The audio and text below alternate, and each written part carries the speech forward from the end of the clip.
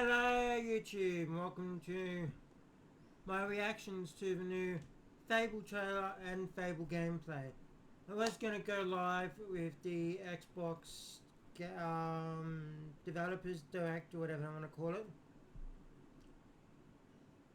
But yeah, I woke up and now just after finished. So I'm going to record my reactions and upload them from the trailer and the gameplay that was shown off. Right. So I found out it's coming to PlayStation, which I expected. So let's get into the trailer. And apparently it's coming out in autumn, but that could be either March, May, April, or September, October, November.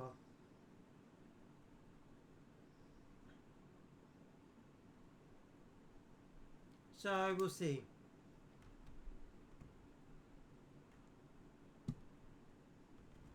And yes, join me tomorrow for more Fable 3.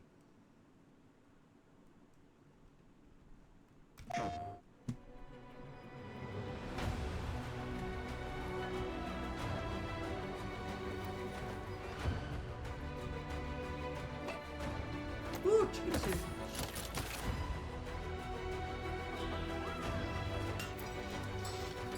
How can I help you, boss? Fancy a date?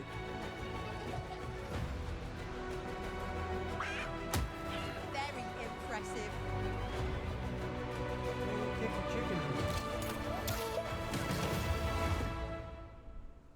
Autumn 2026, no date. PlayStation.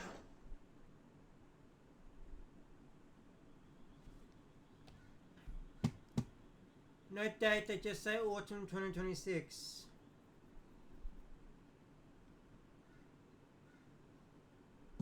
Right, which could be well, which PlayStation is this one? Oh, Forza Horizon 6 is also coming, which we knew because 5's on there.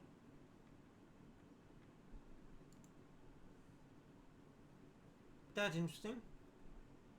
But yeah, let's get into the Fable gameplay. It doesn't tell us when.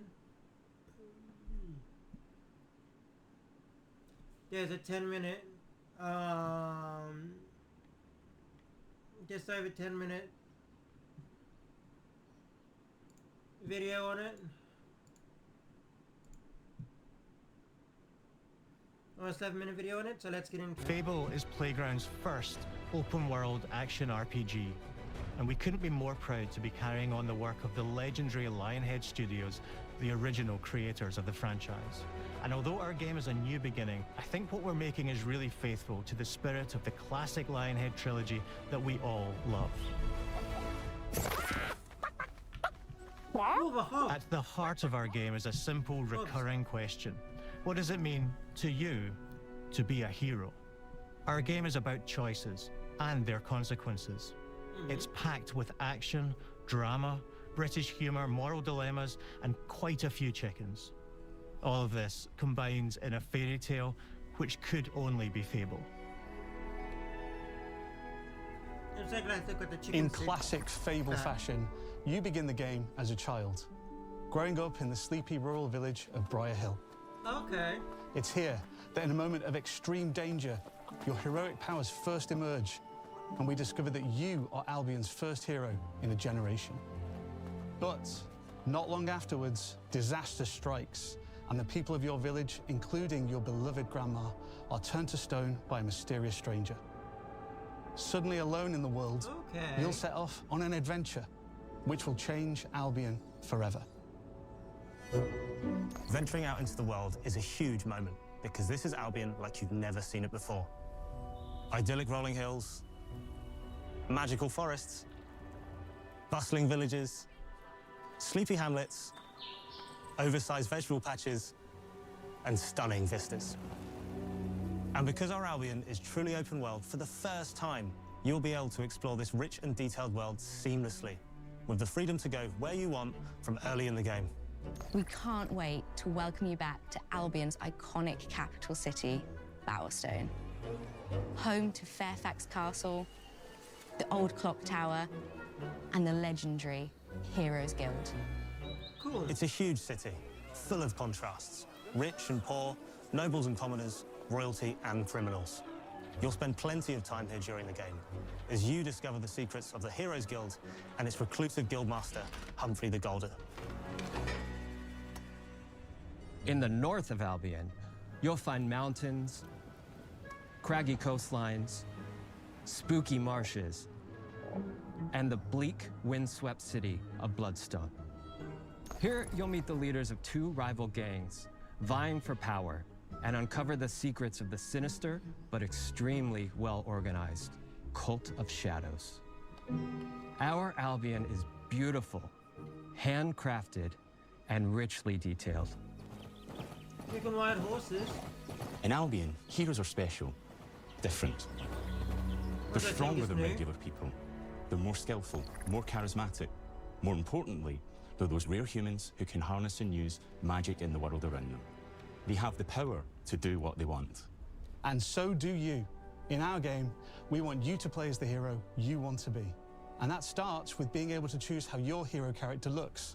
So, in Fable, you'll be able to pick from a range of different character heads and customize your clothing, hair, skin tone, tattoos, and scars. So the hero you play represents you. But as well as your appearance, you can be the hero you want to be through the way you play, through the skills and abilities you learn, and through the weapons you use. Just like the classic trilogy, heroes in our game fight with a combination of strength, skill, and will. Seamlessly blending melee and ranged weapons with magical abilities gives us style-weaving combat, allowing you to show off your personal playstyle Well, that chicken's power good for me. against single opponents and large groups of enemies alike. Melee is at the heart of our close quarters combat. You'll use light and heavy combos, often knocking enemies off balance and executing stylish finishers. Swap to your ranged weapon to bypass enemy guard and deal with troublesome flying enemies. And of course, you'll be able to unleash your powerful spells to both manipulate and devastate your opponents. We're excited to be bringing back some fan-favorite adversaries for you to fight. Of course, the classic Hobbs is going to be in there. Hobbs are back, as are Balverines, Hollowfolk, and Trolls. And we're adding brand new enemies too, like this fearsome cockatrice, a giant fire-breathing chicken. Each enemy family is different, with their own weaknesses to exploit and defenses to overcome. But with all the unique tools in your combat toolbox, how you defeat your enemies is up to you.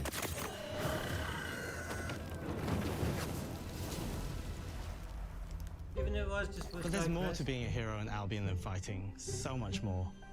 When we talk to people about their favorite memories of the original games, so many of their stories were about the stuff you can do when you weren't just being a hero. The normal, everyday stuff which happened when you interacted with the people of Albion. For me, what I remember most vividly are the inhabitants of Albion, and the things you can do with them, or to them. From the game The crazy thing about the classic Fable games was that in the middle of a sprawling RPG was almost a complete other game, where you could just mess around with the villages and townsfolk. And we've built that It doesn't look same smooth. experience in the middle of our game too. Buying a When they're playing the game, let me rephrase that. When they're playing the game themselves in this video, it doesn't look smooth, but when they're showing the actual gameplay like this, how it is now, it is smooth. So, did they not optimize the game for the actual recording of gameplay, real life gameplay? Or are they specifically choosing parts of the game to show off that is well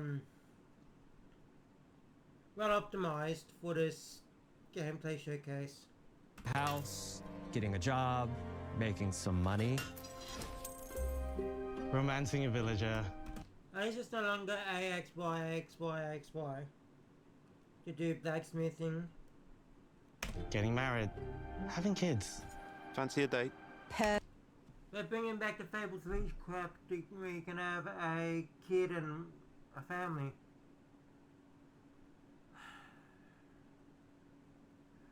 Don't bring back it. Side quest where you divorce, where you get in between a husband and his wife just to cause divorce.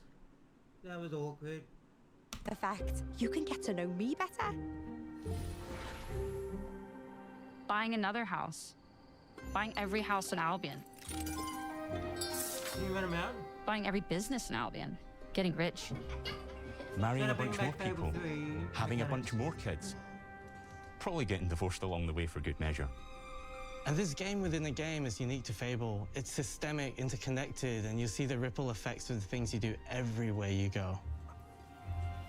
And all of this revolves around the people who live in Albion, who we call the living population.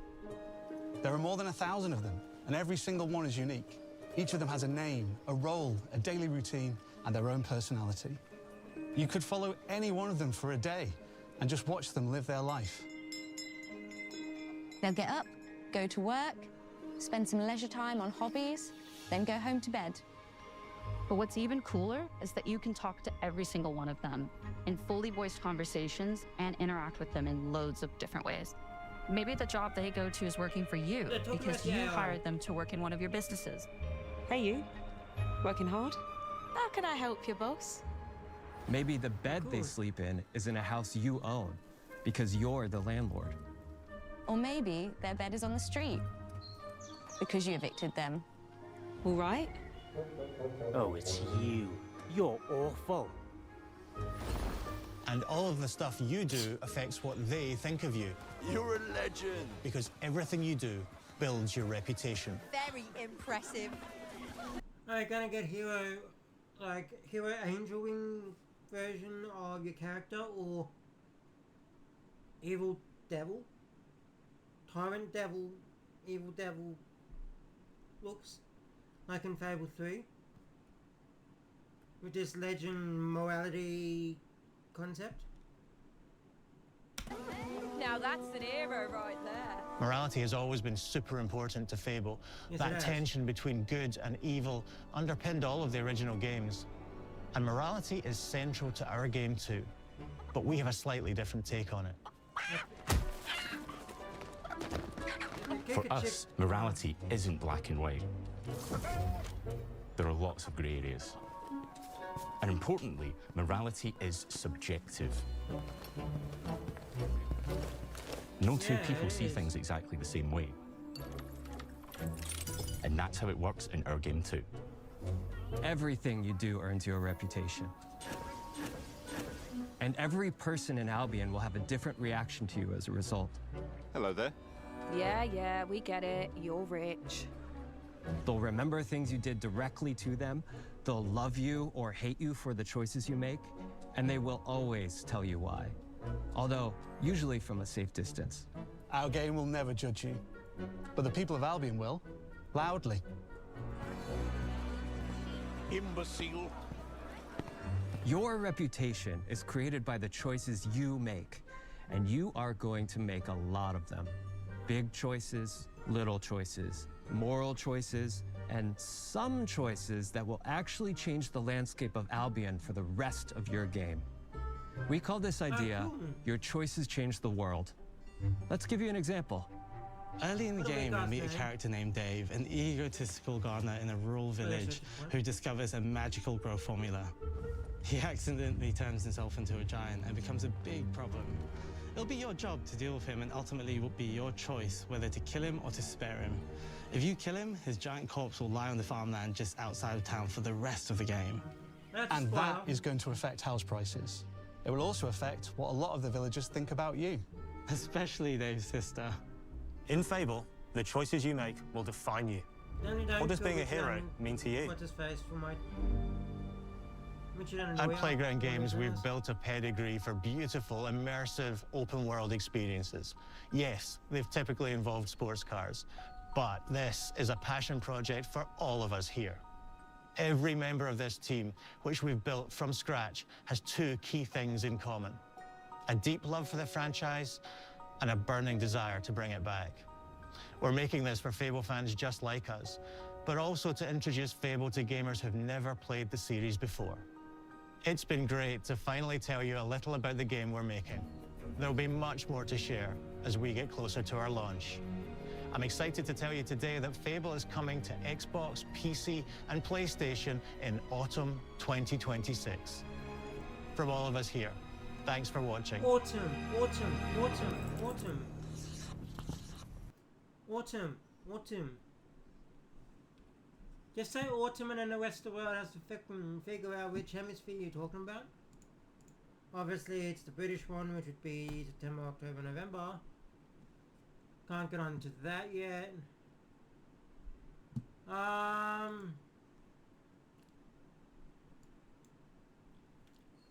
Whoops, what are you showing? Yep.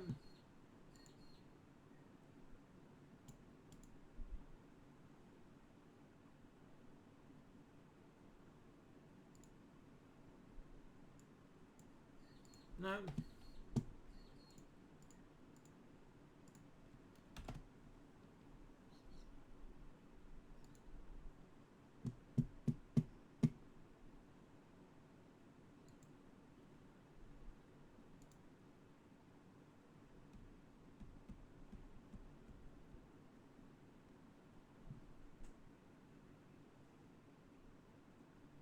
Radio, where's the Fable?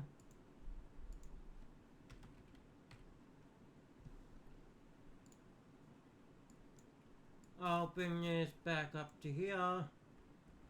Can you get anything about a release date?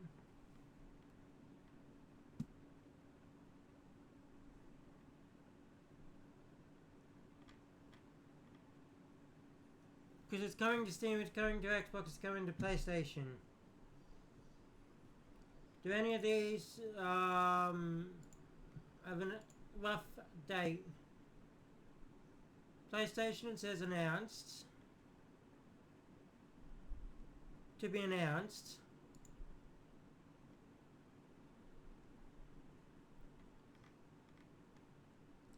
No,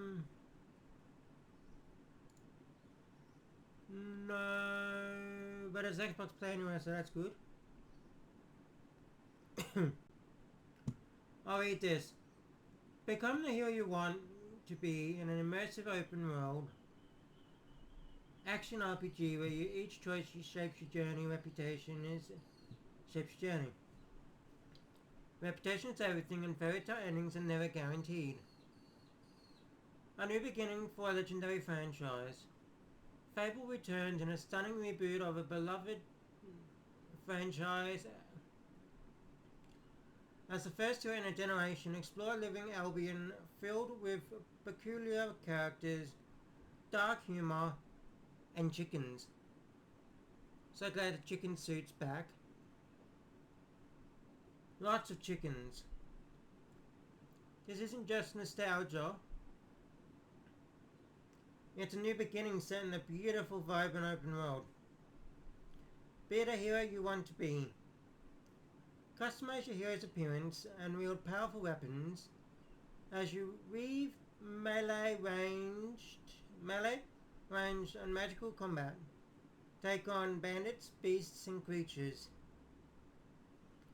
including brand new enemies and fan favorites like hobs, balverines, and trolls. Excuse me. Your power goes right alongside your reputation. Build an extraordinary life. Beyond all the combat lies a living world where you can carve your own identity. Get filthy rich as a landlord or blacksmith.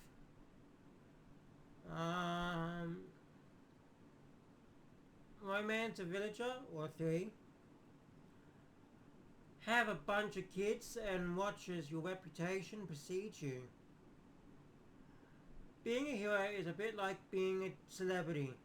Your celebrities carried swords and occasionally battled giant fire-breathing chickens, which they say is new to the game, but you had fire-breathing chickens in that tabletop side quest where you shrink and become part of the story for the hooded guys who want to make you kiss the princess. So, and you get the magical orb from it, or magical orb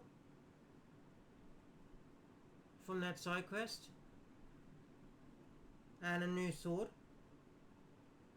So, yeah. Obviously, if I don't remember Fable 3 too well, you have to say fire-breathing chickens are new.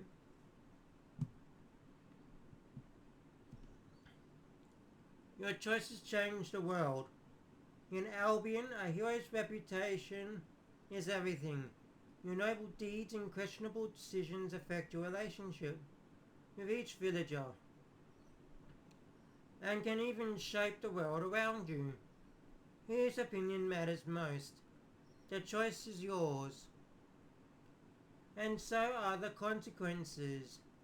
It's up to you to decide what it means to be a hero. Fairy tale ending, not guaranteed. And these are the images, if I can get them up, that are released on the PlayStation Store. Actually, that's a trailer, isn't it? Oh, we're finally doing this, are we? Because I was going to make a sandwich. Okay.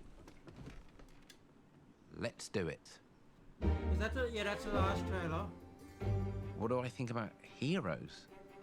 Well, we've all seen them, haven't we? Swanning about the place with their disproportionately high cheekbones and yeah, that's comic... 2023 trailer. That's 2024 trailer. Oh, right. Jew. So, you want to know all about heroes, do you? Well, you have come to the right place. Because who better to tell you all about them than perhaps the greatest hero of them all? They go with Gervais. There he is, in all his finery. Cheers.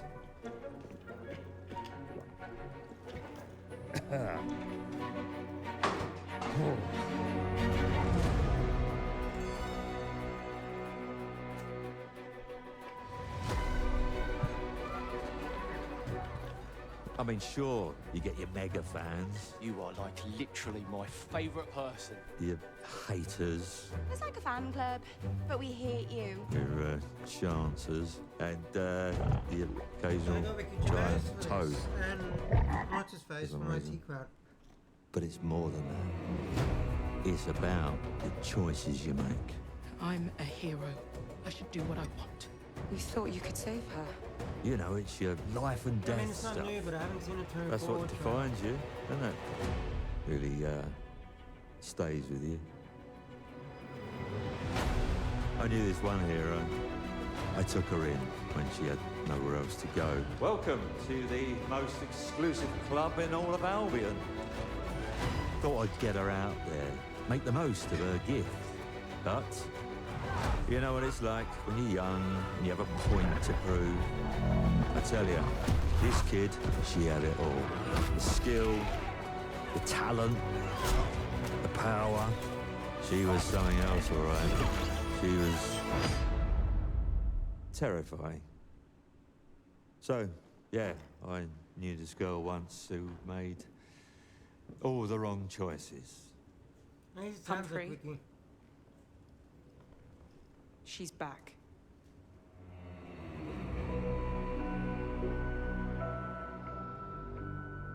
Watch it get to 2025 release. I'm going to fix it, this place. And no one is going to stand in my way. told ya. And it was only originally coming to Xbox, so the delay was the PS5 release.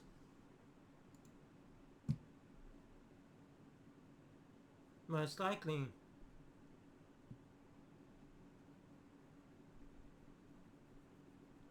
Which, I don't mind.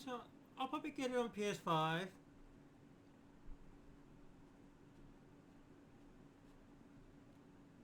Depending on when it releases, because we don't have an actual release date, we have a release window, which could be 6 months of the year, depending on where you are in the world.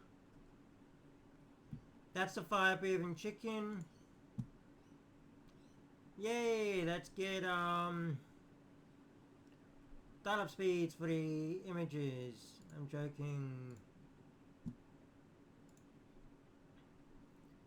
Yeah, that's the fire-breathing chicken.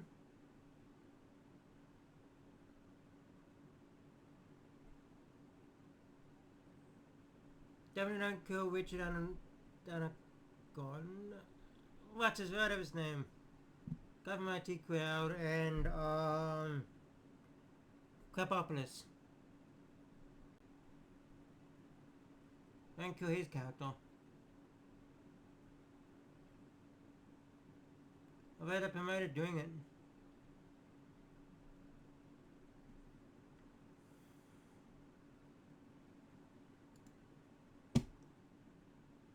I can just see him down here. So, do I have to zoom in?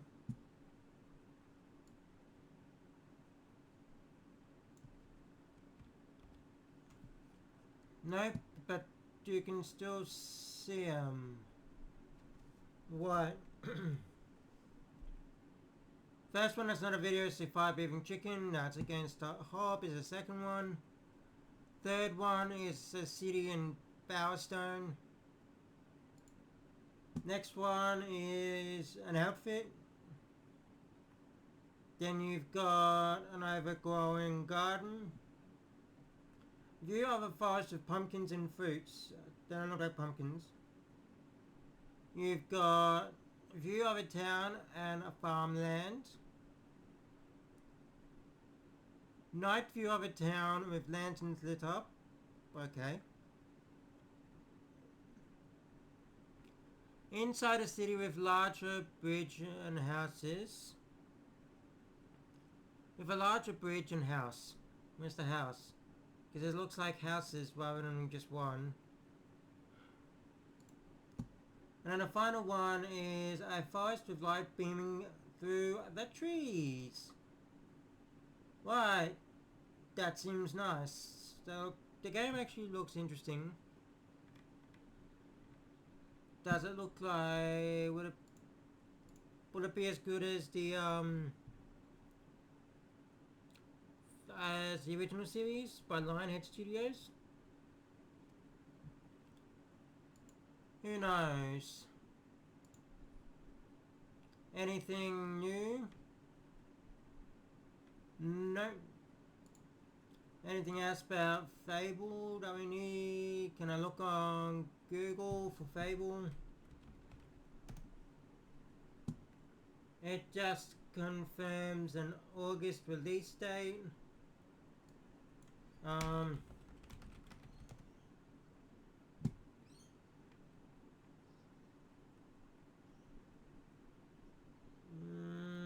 Did they not actually talk about it?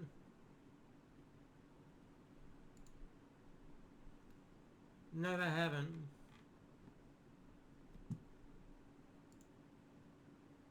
Mm, 3 hours ago they did a... No, they haven't. Okay. Rightio, so we don't have...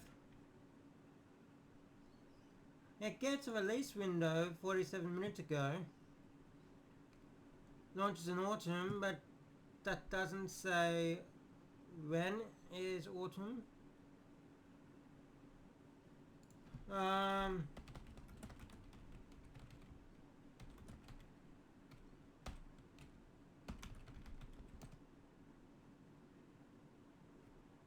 the UK, so we're looking at September, October, November, which I could have guessed said holiday season. But what would be the September release? Because I just wish they would actually give a fucking release date.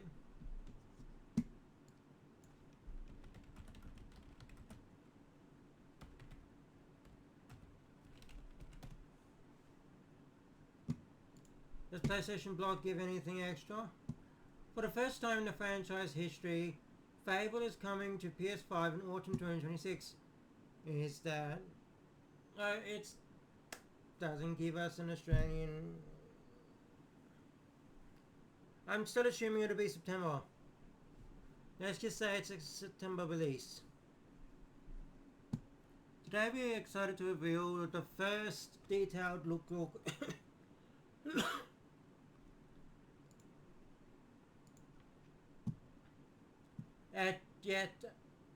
at our fresh take on Albion, a world that's familiar in spirit but newly reimagined for modern RPG players. Fable 3 was, well, it is dated now, but yeah, it needed a modern take.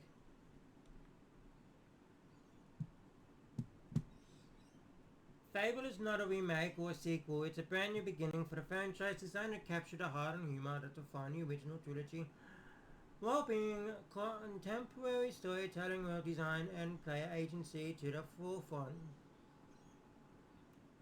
Fans of the classic game will recognize the series' signature blend of choice and consequence, dry British wit, and playful moral chaos. Yes, chickens included. In Fable's fairy tale land of Albion, heroism is less about spotless morality and more about navigating the ripple effects of your decisions. The game embraces the small, messy, often hilarious choices that shape who you become. Even the tiniest actions can snowball into stories that townsfolk remember, judge, and gossip about. What's his name? Oh, what do we just say was? Ricky.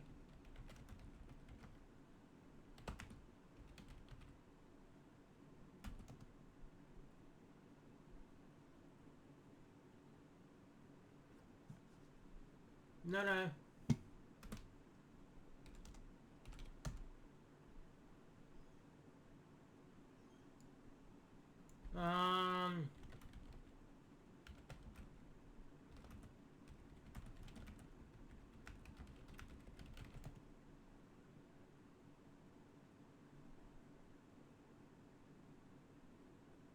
Mac King.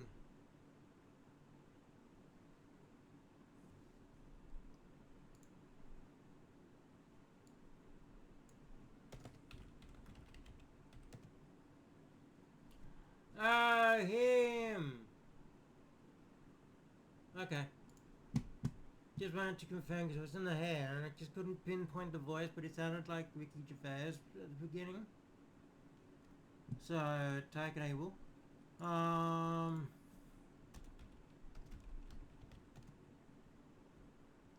Yeah, that's him.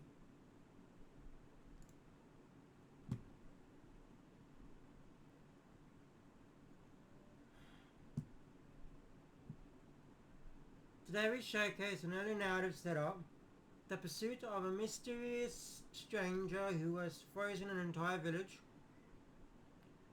In the game, you assume the role of a hero, and your resulting journey winds through dark forests, picturesque villages, and rolling fairy tale countryside.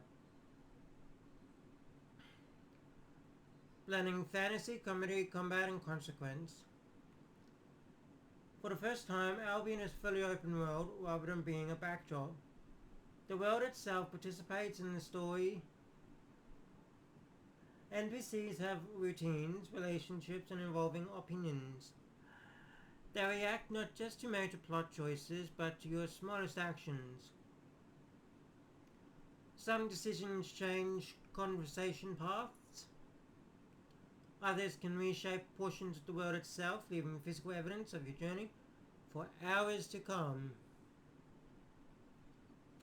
Combat is built around a new style weaving philosophy which allows players to fluidly blend melee, range and magic to create their preferred fighting identity. Classic Fable creatures make a return alongside new threats that fit in the tone of a world balancing fairy tale charm with modern action RPG depth.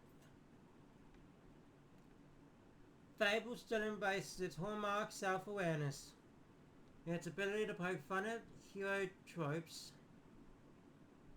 the world and sometimes the player. It's this mixture of sincerity and silliness that gives Albion its unmistakable personality, and the reboot aims to preserve that spirit while giving it room to go for new players.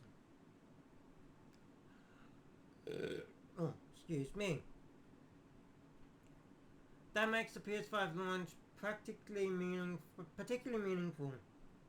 Fable's always been defined by player expression, by the ways different people interpret heroism, mischief, kindness, or chaos. Launching on PS5 opens the world of Albion up to an entirely new community of players, expanding the range of stories, decisions, and unlikely heroes that will take shape. It's good. With today's reveal, we're showing just a fraction of what's coming in autumn 2026. It'll be a September release at this point. More detail about characters, quests, and gameplay features will arrive in the months ahead, which again backs up that it's going to be September.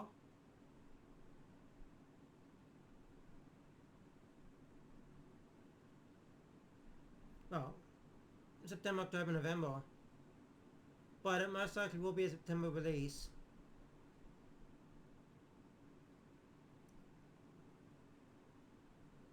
But there's more details coming. But for now, there's just one thing to know. Fable is back, reinvented for modern audiences, and ready to welcome new adventurers.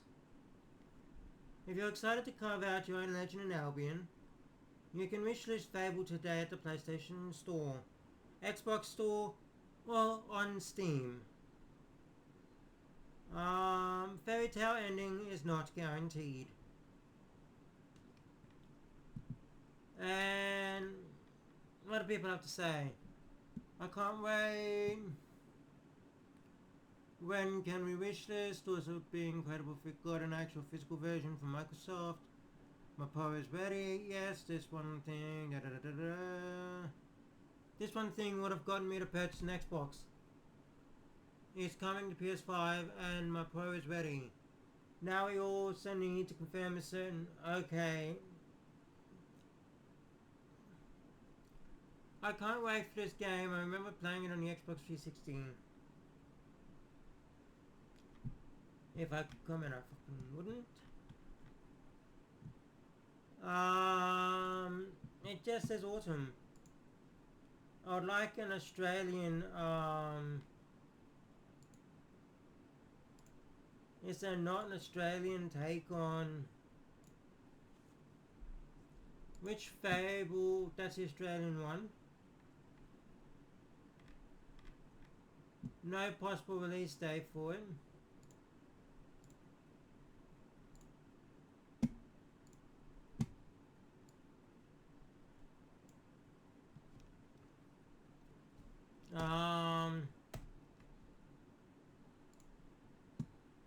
Xbox Wire. Maybe we can look at it.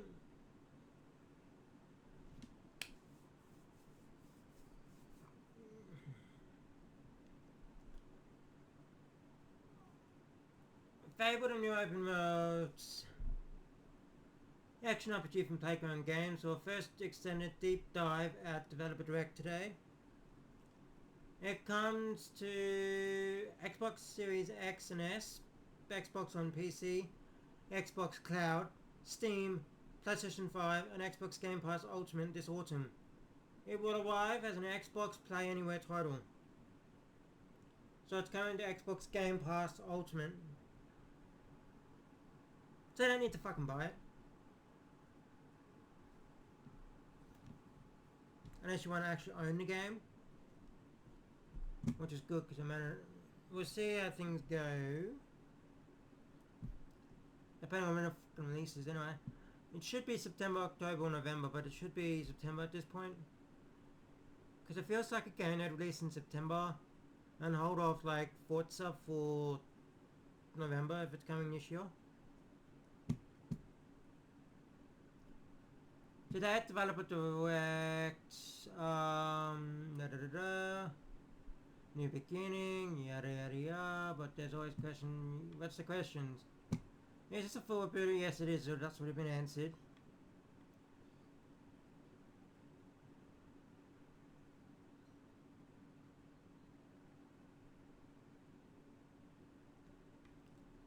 How are you balancing making a new game while honouring Lionhead's work?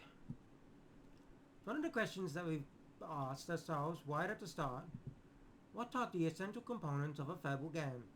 And I don't mean the features or the locations, I mean conceptually. Really, what is the essence of Fable? The one other thing they said to the team was, look, we're not Lionhead, we can't try to make a Lionhead game. This has to be a playground game because I'm a really firm believer that the personality and the character of a team is visible in the work they do and the games they make. And I think you can see Lionhead in the original trilogy. It would be pointless, I think, for us to try to ape that. And that's really and that's really at the heart of the reboot question, right? It's imperative to me that this was a reboot, because we're starting again as Playground Games and making Playground's Fable. And if I'm totally honest, back then I wasn't entirely sure how faithful a Fable game would be to the Lionhead games we love. But as I said during Developer Direct, I've been really pleased to see that this is identifiably a Fable game in lots of different ways. So to answer your own question, what is the essence of a Fable game? Basically the morality, is what he would say here. I'm assuming because basically that's the essence. It was a RPG game you could alter the entire game.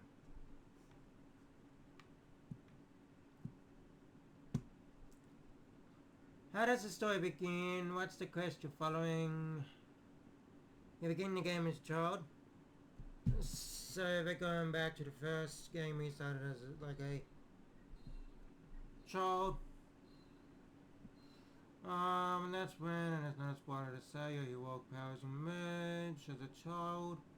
You realize you're a hero, blah blah blah blah blah. And from there we do a time jump, and we rejoin you in Boya Hill. You'll start a village in adulthood, and for the rest of the game you'll play as mature adult in their prime. What?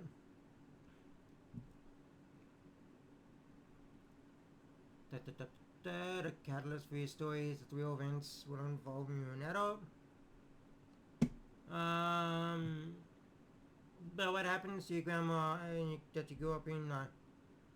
Your grandma and to the village that you grew up in, that's the catalyst for your adventure. Okay. You're suddenly alone in this village and forced really to go out into the world, and your motivation is to try to figure out what happened to them. Try to reverse it, obviously. There's a mysterious stranger who you really only caught a glimpse of at the start of the game. Finding the strange seems to be the only thread you can pull, the only lead you can follow. So that's how we get out into the world. So you gotta go to the Heroes Guild.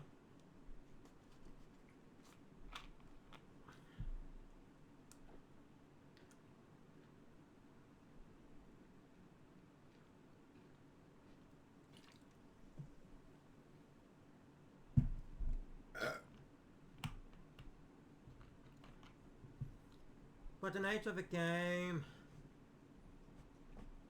as soon as you leave your village, you can go anywhere, but you're supposed to go to the Battlestone Hero Guild. Because we weren't allowed to play permission to just go and do something else in the game. You could go to the most northerly village in Albion, get a job, settle down, get married if you want. The story will wait for you, which I think is really important. So basically, do whatever the fuck you want.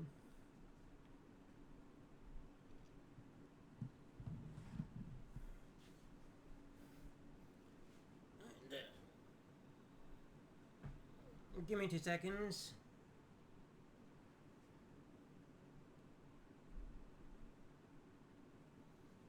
Yeah, basically, do whatever the fuck you want in the game.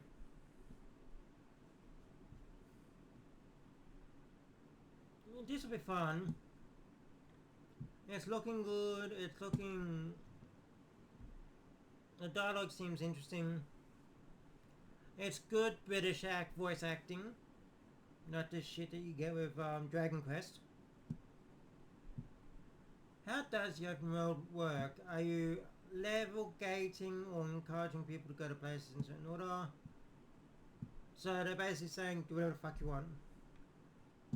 Right from the start of the project, we always felt it was important that the player can go wherever they want from the moment you leave your village and venture down to Albion for the first time. Even if you know the majority, will do a sensible thing, you know. I've got to save my grandmother. We know there are a bunch of players who are going to be like, okay, I'm going to go and see what this world is about. We want to accommodate them, probably more than accommodate them. We want to make sure that they have fun. Exciting, immersive things to do. Wherever they choose to go in the world, so we took that as a sort of North Star. And then we built progression, leveling and difficulty, balancing around that. I don't want to go north and then find that there is an area I can't go into because I'm not a sufficient level. We'll talk more about leveling and progression at a future date. But you should know that being able to go to any one of the settlements in the world and have fun things to do there was imperative to us. And so we shaped our progression around that requirement, which is perfect.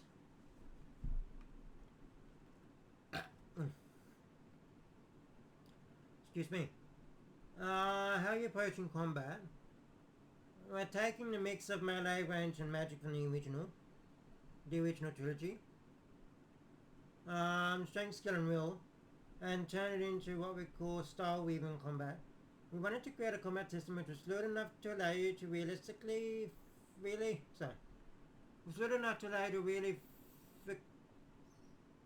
frictionlessly, seamlessly swap from melee to range to magic without even a frame's delay on it. You should be able to strike with a sword, then hurl a fireball in a smooth movement, so that's what we set out to achieve with combat. The combat scenarios that you're going to find in our game are often about groups of enemies. Unusually, a tactic mix of enemies will force you into choosing how you use your ranged, your melee, or your magic to crowd control. And to pick them off and really to navigate the particular combat challenge that a particular set of enemies presents to you. And there's the ample variety within those styles to allow you to pick the kind of fighter you want to be. You can opt for big damage spells, you can opt for tactical crowd control spells, you can go super precise or really blunt force with your melee weapons. It's up to you. You can still self-express when you're in combat in our game, but it is all about cycling through and tactically using the different options available to you. Cool.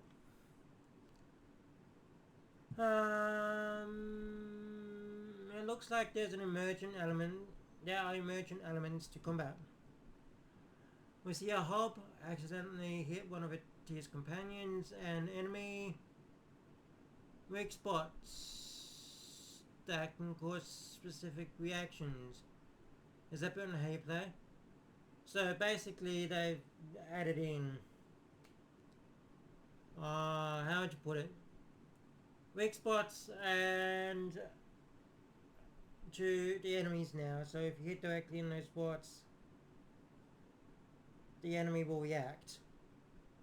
Or get hit harder, or you know.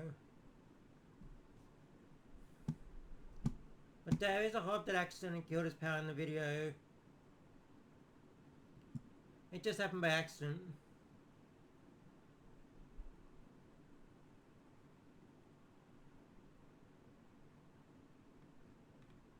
So they add personality to the enemies by doing that. How has the classic Fable morality system changed? To take it right back to the start, morality has always been such an important. Yeah. Even the box art was really about the dichotomy.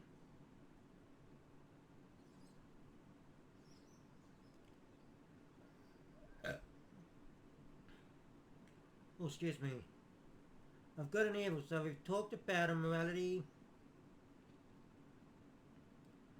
So we've talked about morality a great deal on this project. I think the original trilogy is inextricably linked with the concept of good and evil. But I think morality in video games has moved on in the intervening period. How we think about morality in the world today has really informed how we want it to represent it as a system in a game that's yada yada yada. So basically to rebuild the morality system to be more streamlined and modern. Making every little thing you do be part of that morality system. The living population of NPCs is a fascinating addition. What does that offer the player? The living population is a class of over 1,000 NPCs. Each evolves personalities and routines. The whole concept of persistent NPCs, each of whom is unique in a whole bunch of ways that you can go and interact with and mess about with, is incredibly complex. When you start working on it, you realize that every settlement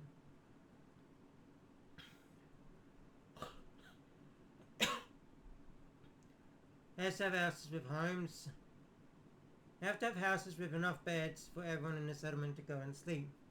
And at the end of the day, it was a fun day when we explained the particular requirement to our environment art team. Laughs. But they rose to the challenge like they did do everything.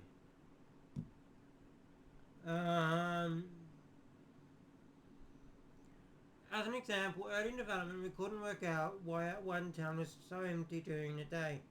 And when we zoomed out into debug mode, it was because NPCs were getting up to go to work, but they lived too far away from their jobs. So they started walking to work, but didn't get there before their schedule told them to turn around and go back to bed. It's required a lot of working through, but it pays off because honestly, as you play the game, you get to know the names of the individual NPCs. You get to know what they like and what they're looking for in a partner, where they live, where they work, all that kind of cool stuff. It's an extra dimension to traditional NPCs.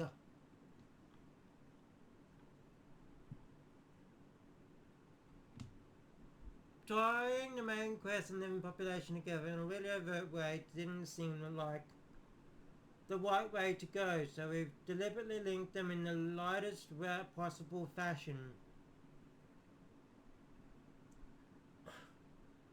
You know, there are some times when characters in the main quest will reference your reputations or things done previously, but we never want to force a player to have to go and interact with those things in order to progress in the main story. We know there are some players, we call them bots, who are just going to play through the main story.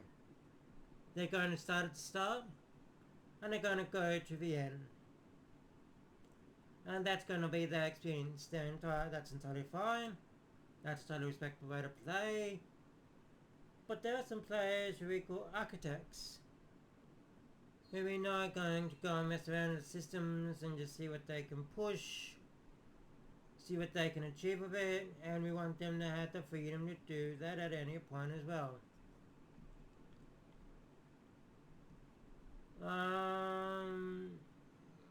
British humour is a big part of the game, and we've seen British comedians in the cast. Can you tell us more about the comedic side?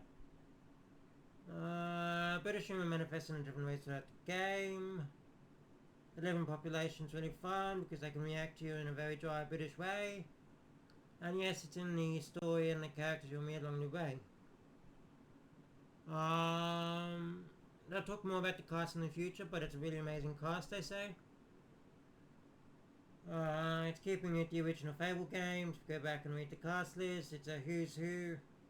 And we've had okay decisions for us. We need to go and do something similar. We've got a sensational cast of characters to meet in the main story. Like Peep Show, IT Crowd. Okay, so the Mayor Ricky Gervais was Stephen Merchant.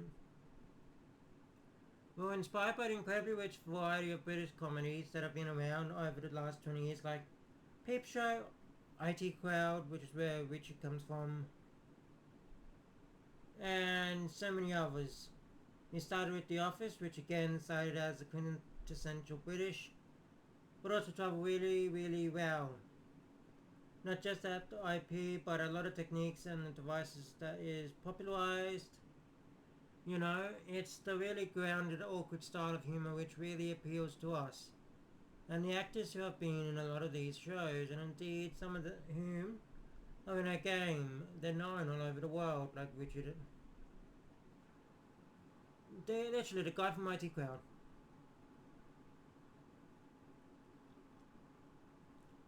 The other cool thing about The Office is something we've kind of nicked. You've maybe seen in our trailers that we have a sort of mockumentary interview style. I think a lot of people assume we just did that for the trailers, but it's actually a device we use throughout the game. Ah, brilliant! That'll be interesting.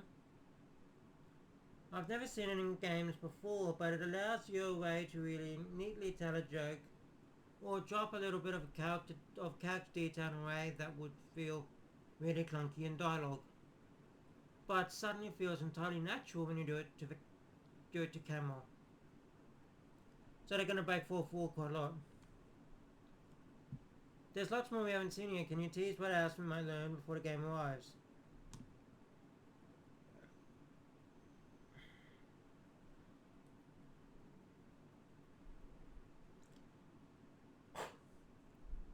So one element that we deliberately didn't touch on much in the Developer Direct is the main story, beyond the opening few quests.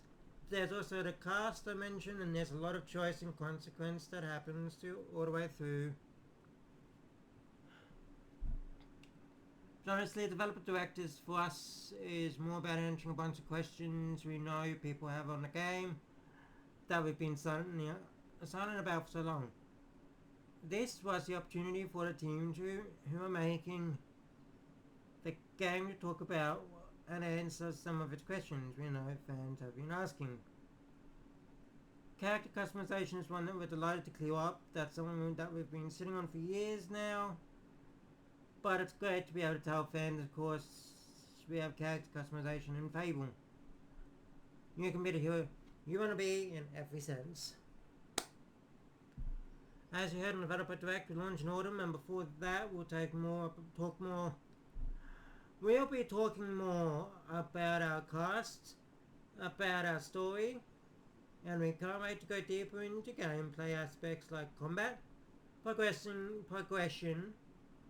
weapons, exploration, the social and economic sims, and all the good stuff. We've got lots more to share.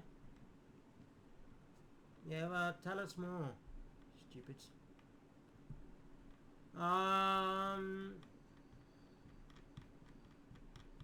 So just so everyone knows, I just want to figure a rough date out. So we're looking out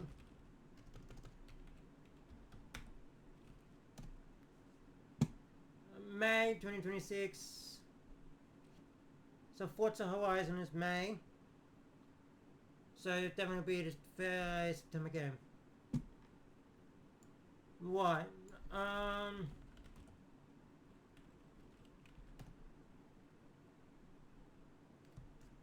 Nothing new there.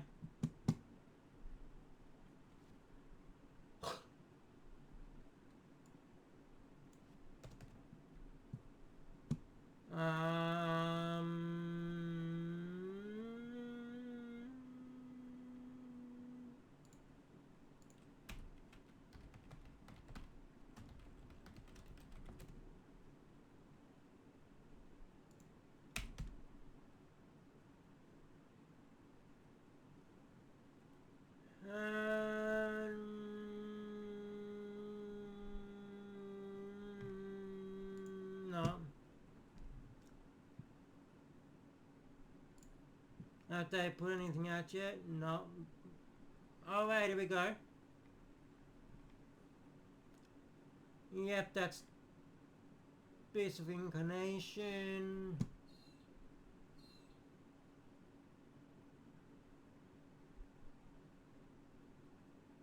Melody FPC, PlayStation 5 and Xbox Series X is Beast of Incarnation. Game Freak's non-Pokemon RPG game.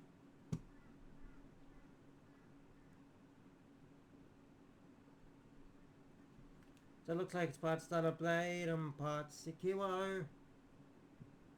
Almost within the world of Nier. Yada yada yada. Kiln. Releasing in the American autumn, so I expected sometime between September and November down under. Yeah, that's right. Finally, we're getting some sort of confirmation. Because it would have said March, April, or May if it was releasing in autumn in Australia. Or in the southern hemisphere.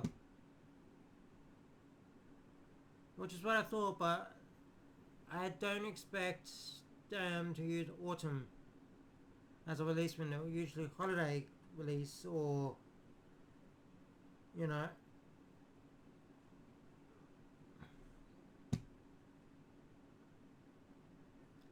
And I'm assuming it'll be September no matter what. So yeah. Alright everyone, I'll see you all in my next video, which will be tomorrow, and it'll be more Fable 3.